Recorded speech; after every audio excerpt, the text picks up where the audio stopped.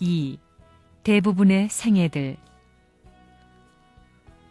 지금 우리는 알든 모르든 어느 곳을 향하여 가고 있습니다. 내가 움직이는 시간에도 가고 있는 것이요, 쉬고 있는 시간에도 가고 있는 것입니다. 비단 나뿐만 아니고 이 민족 혹은 이 세계, 더 나아가 하늘과 땅까지도 어떠한 곳을 향하여 가고 있는 것입니다. 이것은 부인할 수 없는 사실입니다. 일생을 거친 후에 나는 어떠한 곳으로 갈 것인가? 이것이 인간들이 해결해야 할 중요한 문제입니다. 종교도 이 문제를 해결하기 위하여, 철학도 역사도 이 문제를 해결하기 위하여 동원되어 있습니다. 그러니 여러분 자신도 이런 운세에 사로잡혀 이끌려가고 있다는 것을 부인할 수 없는 것입니다.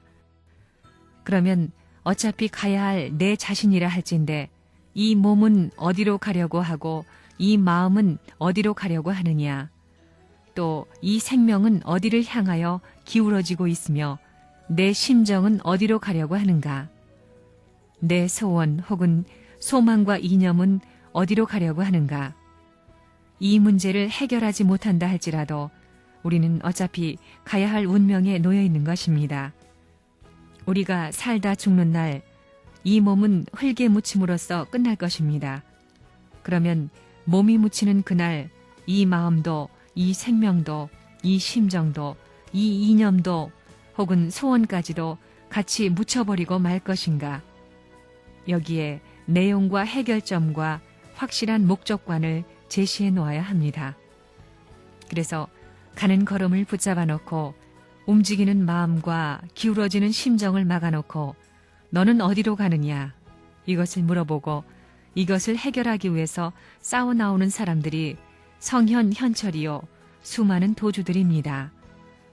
그들이 그것을 해결하기 위하여 나왔지만 지금까지 내 몸은 이러한 곳으로 갔으며 내 마음과 내 심정, 내 생명과 내 이념은 이런 곳을 향하여 달렸노라. 그러니 온 천하에 존재하는 모든 존재물은 이곳으로 가라고 자신 있게 명령한 사람은 없는 것입니다. 종교는 사적인 욕망에서 출발된 이 세상이 망하기를 소원합니다. 공적인 세계, 하나로 통일된 평화의 세계를 수천 년 전부터 고대에 나온 것이 종교입니다. 그러면 종교인은 어떻게 살아야 되느냐? 자기 부부가 재미있게 사는 것보다 더 재미있게 살 수 있는 것은 이 역사적 거리를 단축시켜 세계와 연결시키고 천주와 연결시켜서 사는 것입니다. 그런 가정이 해방된 가정입니다. 또한 그 가정은 절대적인 가정이 되지 않을 수 없는 것입니다. 명동 거리를 지나다 보면 젊은 남자 여자들이 깨가 쏟아집니다. 그거 누구를 위해서 그러는 겁니까? 한 번밖에 없는 청춘 시대를 즐기기 위해서 그런다고 하는데 좋다는 겁니다. 그러면 그 즐기는데 주인이 누구냐? 이게 심각하다는 겁니다. 여러분이 언제까지 즐길 수 있느냐?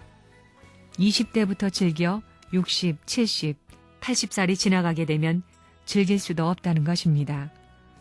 그러나 통일교회식은 다릅니다. 먹는 것도 무엇 때문에 먹습니까? 세계를 위해서 먹는 것입니다. 악한 세계를 없애기 위해 먹는 것입니다. 보는 것도 악한 세계를 소탕하기 위해서 보는 것입니다. 악의 편이 되기 위해서 보는 것이 아니라 악을 소탕하기 위해서 보는 것입니다. 듣는 것도, 생각하는 것도, 걷는 것도, 행동하는 것도 전부 다 세상과 다릅니다. 만일 사람을 며칠 동안 있다가 없어질 그런 존재로 창조했다면 하나님은 절대자가 아닙니다.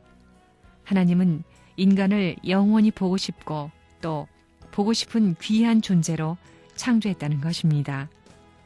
인간이 하나님이 기뻐할 수 있는 대상일진데 하나님이 영원하다면 인간도 영원할 수밖에 없습니다. 그리고 영원한 하나님은 영원한 세상을 상대하는 것입니다. 그런데 사람들은 80년 살았으면 됐지, 죽어버리면 그만이다 라는 생각으로 살아나온 사람들이 많습니다.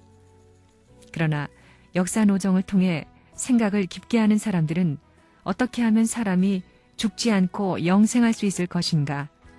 더 살 수 있는 길은 없을까? 하는 생각을 했습니다. 뜻을 품은 사람일수록 인생이 무엇이냐, 인간은 왜 왔다가 나그네같이 가느냐 하며 인생은 고해니 초로의 인생이니 하였습니다. 그러나 영생할 수 있다면 그런 고민을 할 필요가 없는 것입니다.